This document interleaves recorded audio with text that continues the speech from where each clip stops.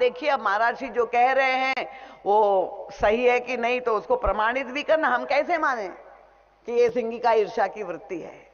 तो परम पूज्य महाराज श्री हमें समझाते हैं कि ये जो वर्णित मानस में सिंगिका का चरित्र है और एक ईर्ष्यालु व्यक्ति का स्वभाव है, दोनों का मिलान करके देख लीजिए। उनका कि सिंगिका कहाँ रहती है, तो उनका समुद्र की गहराइयों में छिप करके रहती है। तो पहला लक्षण मिल गया कि ईर्ष्यालु व्यक्ति कभी भी ये प्रकट नहीं होने देता है कि मेरे हृदय में अगले के प्रति ईर्ष्या हो रही है। दिखाता है कि नहीं? वो तो अंदर ही छिपाए रहता है, बाहर कभी प्रकट नहीं करता। ये छिप करके रहती है, गहराइयों में रहती है।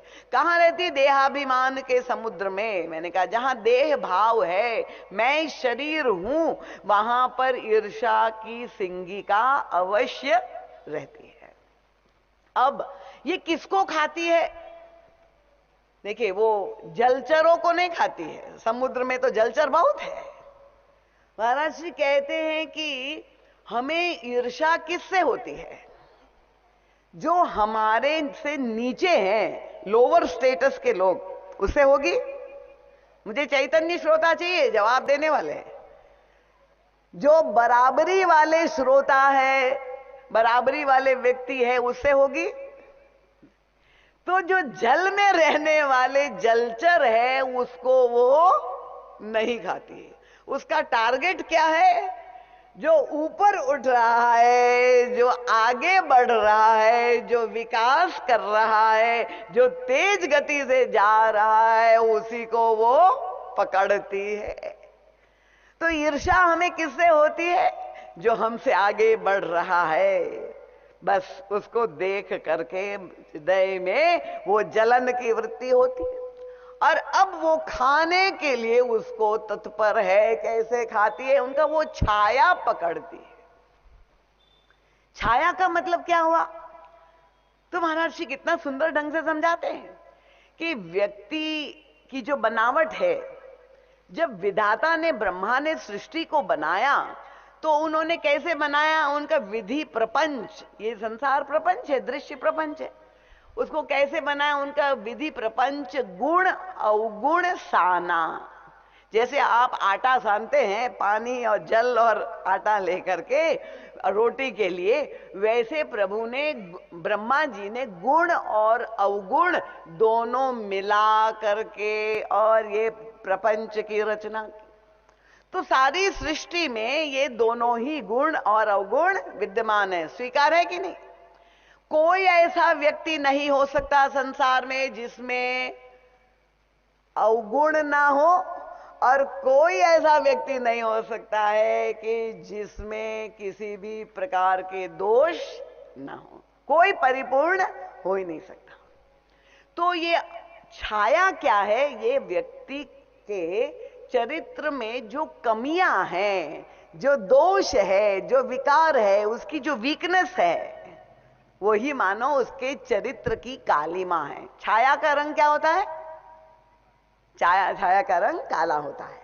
तो जो ईर्ष्या जब किसी व्यक्ति को होती है दूसरे के प्रति, अगले के प्रति, तो वो खोजता है कि ये इतने गुणी है, आगे बढ़ रहा है, पर कुछ कमी है कि नहीं। और उस कमियों को खोज, इतनी सूक्ष्म दृष्टि, दोष दर्शन की ईर्ष्यालु व्यक्ति को होती है कि वो उसी को टारगेट करके और वही पकड़ता है, उजागर कर देता है कि इसमें अगर किसी कन्या की, साधारण परिवार की कन्या की, एक बड़े घर में शादी हो रही है और पड़ोसी के मन में वही नकारात्मक वृत्ति अगर वो सिंगिका जागृत हो गई, तो जा करके तुरंत ही वहां, अरे आपको पता नहीं है जो संबंध आपका होने जा रहा है, पर हम उनके बाजू में ही रहते, हम जानते हैं क्या यथार्थ है।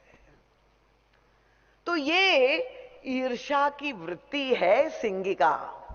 सबको विश्वास हो गया? सहमत है? अब आप देखिए, ये सिंगिका दो शब्द है, एक है ईर्ष्या और दूसरा है मात्सर्य। तो ईर्ष्या का अर्थ हम समझ गए। ईर्ष्या कौन है? उनका सिंगी का है। मात्सर्य क्या है? मात्सर्य संस्कृत शब्द की उत्पत्ति से बना है मत्ता सरती, जो मुझसे आगे बढ़ रहा है वो है मात्सर्य।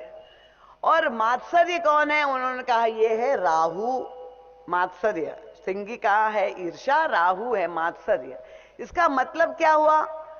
दो भिन्न स्थितियां व्यक्ति के जीवन में दिखाई देती है। एक व्यक्ति है जब अगले को देखता है कि मेरा पड़ोसी इतना विकास कर रहा है, जो है इतना धन कमा रहा है, कोरोना काल में मेरी दुकान ठप बैठी है, पर इस व्यक्ति ने तो खूब फायदा कमाया और खूब लाभ हो रहा है, तो मन ही मन उसके मन में एक नकारात्मक भाव आता है, ईर्ष्या की वृत्ति आती है, पर वो चुप बैठता है।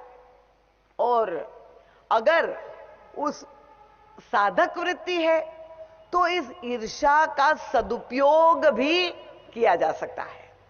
अगर उसको सकारात्मक रूप में, पॉजिटिव रूप में अगर ले कि अगर हमें लग रहा है कि ये आगे बढ़ रहा है और मैं पिछड़ रहा हूं, जैसे परीक्षा में है, टर्मिनल एग्जाम में एक बालक अगर फर्स्ट जो है अव्वल नंबर पे नहीं आया, दूसरे नंबर पे आया और उसको लगा कि नहीं मुझे पहले आना है, तो ये प्रतिस्पर्धा की वृत्ति अगर उसके अंतःकरण में उत्पन्न हो, ये हेल्दी कंपटीशन जिसको कह सकते हैं, तो वो व्यक्ति को और पुरुषार्थ करके आगे बढ़ने की प्रेरणा दे सकती है। तो इस अर्थ में तो वो ये वृत्ति का सदुपयोग है कि व्यक्ति और मेहनत करे। अगर इसने इतना कमाया है तो मैं और आगे बढ़ जाऊं। पर अगर व्यक्ति को ये लगे कि मैं तो आगे नहीं बढ़ पा रहा हूं, वो आपने अक्सर खेल में ये देखा होगा। ये हम आपको इसलिए दृष्टांत दे रहे हैं कि आपको ये सरलता से जो जीवन में चल रहा है क्रम, उसी का दर्शन कर रहे हैं हम लोग। ओलंपिक गेम्स में ये कई बार देखा है कि जब वो दौड़ के जो है खेल होता है और धाविका बड़ी तेजी से 400 मीटर दौड़ में कौन पहला आए, सब दौड़ रहे हैं, और ये जीवन का खेल में भी सब दौड़ रहे हैं। अब वो समय है, सबसे कम समय में सबसे पहले कौन आए, वो धाविका तेजी से दौड़ रही थी और जो 2 नंबर पे थी वो केवल इतने कम उसमें पीछे थी। उसका भी पूरा प्रयास था कि मैं भी पहले आ जाऊं, पर उसको लगा कि सामने ही ये पहुंचने वाली और मैं नहीं आ पाऊंगी। उसने क्या किया कि पीछे से थोड़ी टंगड़ी मार दी। उत्तर प्रदेश में उसको शब्द कहते टंगड़ी लगाना। तो अपने पैर से धीरे से उसने सामने वाली जो आगे भाग रही थी उसको टंगड़ी लगा दी, और परिणाम क्या हुआ कि वो धाविका गिर गई और जो ये पीछे थी वो दौड़ करके आगे आ गई और जीत गई, घोषित हो गया, मेडल मिल गया, गोल्ड मेडल। फिर क्या हुआ? उनका एक्शन रिप्ले। देखिए आज के जमाने में तो एक्शन रिप्ले होता है टीवी में, फिर वापस देखा जाता है, निर्णायक जो है देखते हैं कि क्या एक्शन रिप्ले जब हुआ और वापस से वो पूरा देखा गया धीरे स्लो स्पीड में, तो पता चला कि ये तो अनौचित्य पद्धति से इसने जो है ये फाउल किया है, और तब उसका स्वर्ण पदक छीन ले गया। महाराज जी कहते खेल में तो कड़े नियम है, पर अगर हम जीवन में देखें, हर क्षेत्र में, चाहे व्यापार में हो, चाहे व्यवहार में हो, चाहे राजनीति में हो, हर क्षेत्र में हम देख रहे हैं कि यही प्रतिस्पर्धा होड़ चल रही है। और हर व्यक्ति जो आगे बढ़ना चाह रहा है, कहीं ना कहीं इस मात्सर्य की वृत्ति, अगर मैं नहीं बढ़ पा रहा हूं तो जो आगे बढ़ रहा है कैसे उसको हम गिरा दे, मत्तः सरति, उसको नीचे गिराने का प्रयास करके आगे मैं बढ़ जाऊं।